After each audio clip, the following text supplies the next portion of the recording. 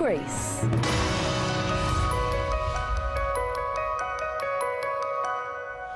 If the coalition wins government at this year's election, it's vowed to, among other things, scrap the carbon tax, introduce a generous paid parental scheme and repeal the new mining tax. These are costly measures, and figures released by the government insist the coalition would have to make $70 billion worth of cuts to bring the budget into surplus. Well, are the figures correct, and where will the money come from? Our guest today, Shadow Treasurer Joe Hockey. And on our panel, Lauren Wilson, political correspondent for The Australian, and News Corp Australia's economics editor, Jessica Irvine. Good morning to all of you. Mr Hockey, will you blow a $70 billion hole in the budget with your policies? And if it's not that much, how much will it be? Well, there's deep irony in all of this. Labor releases its budget figures on Friday that show that they've been hemorrhaging $3 billion a week for the last 10 weeks. And as a weapon of mass distraction, they put out a figure that is, they've fabricated 3 years ago about our numbers and claimed that somehow it's all about us. Well, in fact, it's not about us. It's about the Australian people. Our numbers are going to be absolutely right. We'll release them before the election, whenever that might be.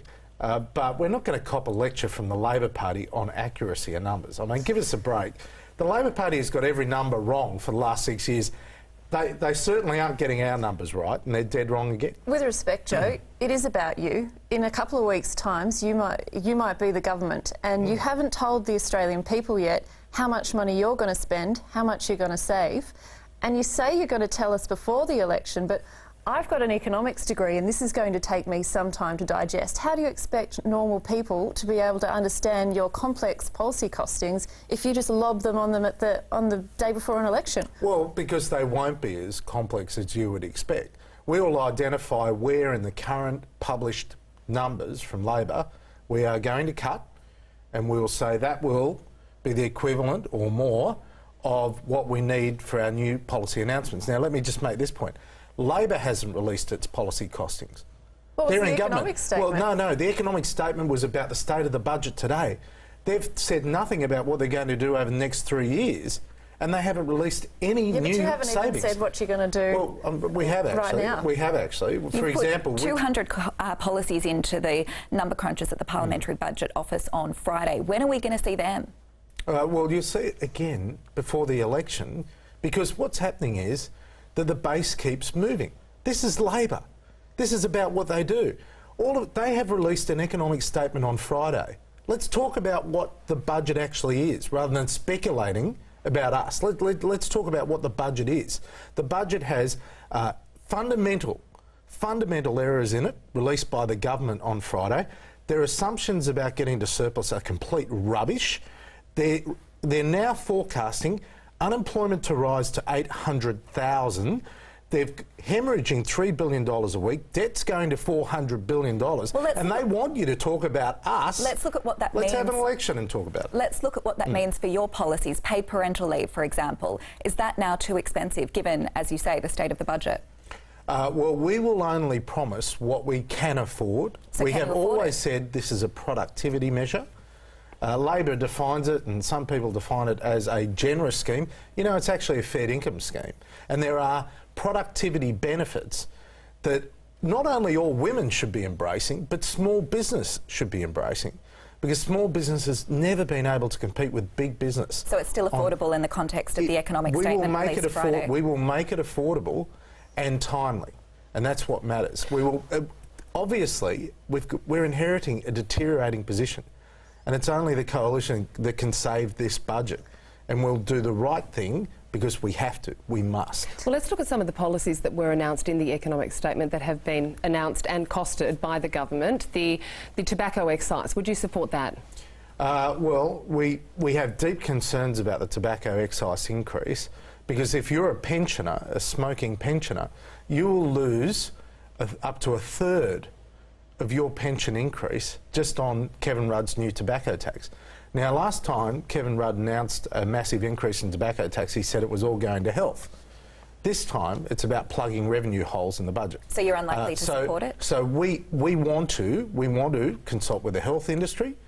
We want to find out, and lodged it with the Parliamentary Budget Office to find out whether actually the last time they increased tobacco taxes, what was the impact on consumption and what was the impact on inflation. We are not going to have a knee-jerk reaction to what the government announces as a knee-jerk policy announcement last Friday and Thursday. What about the bank deposit tax? That's actually been something that's been argued by the Reserve Bank that we need, and it's something to set up money for a rainy day. Why wouldn't you just take that?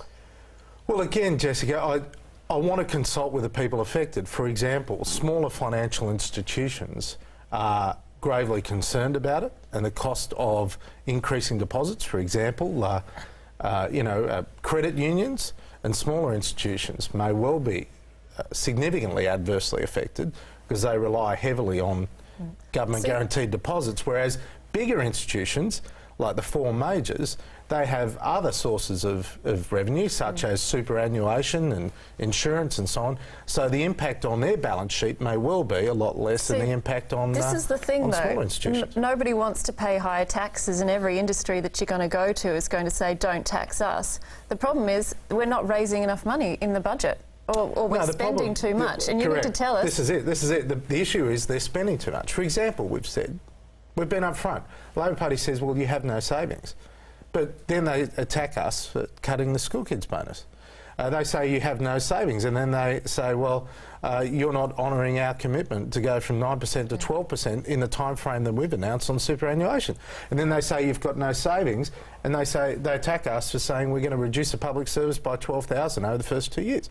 So this is a spin out of Labor, right? On the one hand, they attack us for not having savings, but on the other hand, they attack us for having savings. But do you accept that the economic statement shows that there are real structural difficulties on the revenue side of the ledger as well as the spending side of the ledger? And isn't this a clarion call for broad tax reform? Well, that's what we've said.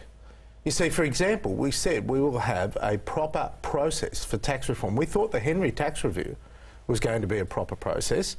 Now, that has obviously been an abject failure. We've said, Tony Abbott announced in budget and reply speech, we will have a proper process for proper tax reform, and whatever comes out of that process, which will be a white paper, we will take to a subsequent election seeking... Including a GST increase? We will take it to a subsequent election seeking the mandate of the Australian people, their approval, right? As we did previously with tax reform. But we are not going to go down the path of Labor with 43 new or increased taxes coming out of left field, like the FBT increase, which is like a baseball bat to the car industry and charities and a range of others. We are not going to have that sort of knee-jerk policy initiative, and certainly not in relation to tax. Joe, you've been out there trashing the reputation of Treasury for some weeks and months now. You say you can't believe anything Treasury says. They've never got a number right. I guess you're going to have to get into Treasury if you're in power and sack Martin Parkinson. Well, you can speculate all you want. Firstly, I always say the government is the one that's got it wrong. And, so you're going to keep him? Well, Penny Wong is the worst finance minister Australia has ever had. Wayne Swan was the worst treasurer. You've been attacking Treasury as well. The Treasurer and the Minister of Finance are the two people responsible for the numbers. And they've got every number wrong. Every single number under Labor is wrong.